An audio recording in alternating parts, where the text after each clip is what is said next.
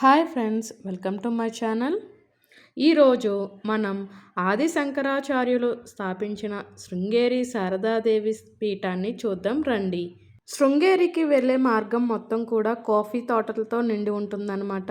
ఈ ప్రకృతిని మధ్య ప్రయాణం చాలా బాగుంటుంది. నేచర్ని ఎంజాయ్ చేసే వాళ్ళు ఎవరైనా సరే కంపల్సరీ ఈ జర్నీ చేయాల్సిందే. అలానే ఈ కాఫీ తోటలతో పాటు ఇక్కడ ప్రత్యేకంగా వక్క తోటలు, అలానే ఇంకా మిరియాల తోటలు కూడా చాలా ఎక్కువగా కనిపిస్తాయి. ఈ కాఫీ తోటల మధ్య ఉన్న గ్రామాలు చాలా అందంగా ఉంటాయి. శృంగేరి వెళ్ళే మార్గం మొత్తం కూడా ఒక అడ్వెంచరస్ ట్రిప్ అని చెప్పవచ్చు. ఎందుకంటే మీకు రోడ్ అంతా కూడా ఇలా నేచర్తో ఉంటుంది. ఇంకా మనకి సిటీ లైఫ్ అంటూ ఏమీ కనిపించదు. అంతా కూడా పల్లెటూరు వాతావరణం ఇంకా నేచర్తోనే ఉంటుందన్నమాట.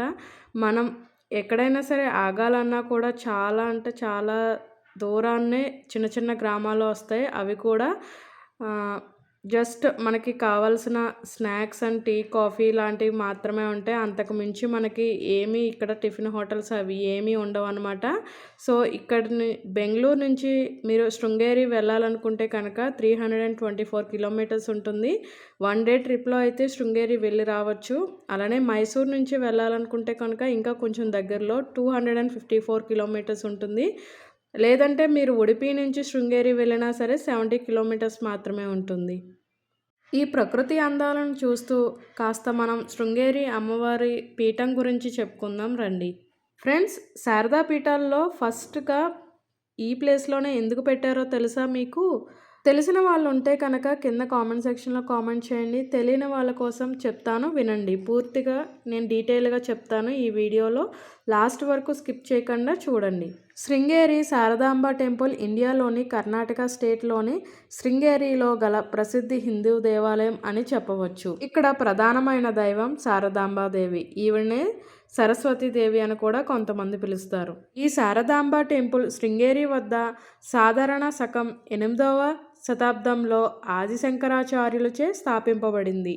ఈ టెంపుల్లోని అమ్మవారు గంధపు చెక్కలతో విగ్రహం నిలబడి భంగిమలో ఉంటుంది. ఆదిశంకరాచార్యులచే స్థాపింపబడిన ఈ విగ్రహం విజయనగరం రాజుల ఆధీనంలో ఉండే వరకు ఉండేది. ఆ తర్వాత 14వ శతాబ్దంలో శ్రీ విద్యారణ్యుడు 12వ జగద్గురుగా బంగారు విగ్రహాన్ని ప్రతిష్ఠించారు. ఆదిశంకరాచార్యులు ఇక్కడ తన మొదట పీఠం మరియు మఠాన్ని కూడా స్థాపించారు. శృంగేరి శారదాంబ పీఠం తుంగా నది ఒడ్డున ఉంది. ఈ క్షేత్రానికి ఎంతో విశిష్టత ఉంది. విభాండక మహర్షి కుమారుడైన భృష్యశృంగ మహర్షి ఆశ్రమం శృంగేరి దగ్గరగా ఉన్న శృంగేరి పర్వతం. శృంగేరికి దగ్గరగా ఉన్న శృంగ పర్వతం పేరు మీద దీనికి ఆ పేరు వచ్చిందంటారు. రోమన్ వాళ్ళు పాలిస్తున్న ఈ రాజ్యంలో అడుగుపెట్టిన భృష్యశృంగుడు ఆ రాజ్యానికి కరువు నుంచి విముక్తి కలిగించి వర్షాలు కురిసేలా చేశాడు. అప్పటి నుండి ఈ ప్రాంతంలో కరువు అనే మాట వినిపించలేదు. అదే సమయంలో ధర్మ ప్రచారం కోసం ఆదిశంకరాచార్యులు దేశాటన చేస్తూ తన శిష్యులతో కలిసి ఇక్కడ అడుగుపెట్టారు.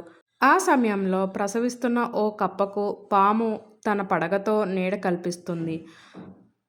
బద్ధశత్రువులైన పాము కప్ప మధ్య స్నేహం చిగురించిందంటే ఇదంతా ఆ ప్రదేశం గొప్పతనమనే అని భావించారు. అందుకే తాను నిర్మించాలి అని అనుకున్న 4 మఠాల్లో మొదట మఠాన్ని ఏర్పాటు చేశారు. అదే శృంగేరి శారదా పీఠం. మఠాన్ని స్థాపించిన తర్వాత 12 ఏళ్ల పాటు ఆదిశంకరాచార్యులు ఇక్కడే ఉన్నారు. ఆ తర్వాత పూరి, బద్రి, ద్వారకాలో మరో 3 మఠాలు స్థాపించారు. హిందూ సనాతన ధర్మాలను పరిరక్షిస్తూ ఈ పీఠాలు ప్రచారం చేస్తున్నాయి. ఎన్నో అద్భుతాల నిలయం ఈ శృంగేరి ఆలయం అని చెప్పవచ్చు. ఈ టెంపుల్ మొత్తం 20వ శతాబ్దం వరకు చెక్కతో నిర్మించి ఉండేది. అగ్ని ప్రమాదం జరగడంతో పాత దేవాలయం స్థానంలో కొత్త దేవాలయాన్ని ద్రవిడ నిర్మాణ శైలిలో నిర్మించారు. ఈ దేవాలయంలో విద్యాశంకర స్వామి లింగాకారంలో దర్శనమిస్తారు. స్వామివారికి ఇరువైపులా వినాయకుడు, అమ్మవారు కొలువై ఉంటారు. మండపంలో స్తంభాలపై 12 రాసులు చెక్కి ఉంటాయి. ఇక్కడ ఏర్పాటు చేసిన కిటికీల నుండి సూర్యకిరణాలు నెలల ప్రకారం ఆయా రాసులపై పడేలా ఏర్పాటు చేశారు. మరో విశేషం ఏంటంటే ఆలయంలో స్తంభాలపై ఉన్న గుండ్రటి రాళ్ళు గోళాకారం సింహం నోటి నుండి బయటకు జారిపడినట్టు డిజైన్ అద్భుతంగా అనిపిస్తుంది.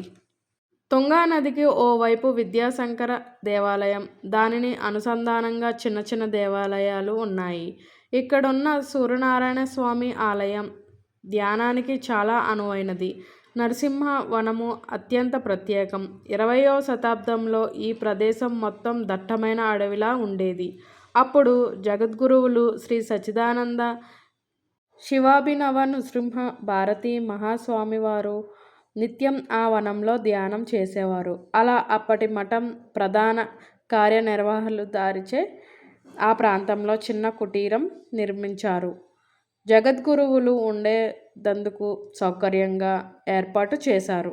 కాలక్రమంలో ఆ చిన్న నిర్మాణం విస్తరించి శ్రీ సచ్చిదానంద విలాస్ పేరుతో జగద్గురువుల ఆశ్రమంగా పరిణామం చెందింది. ఆ పక్కనే గురునివాస్ అనే పూజా ప్రాంగణం, వేద పాఠశాలలు ఉన్నాయి.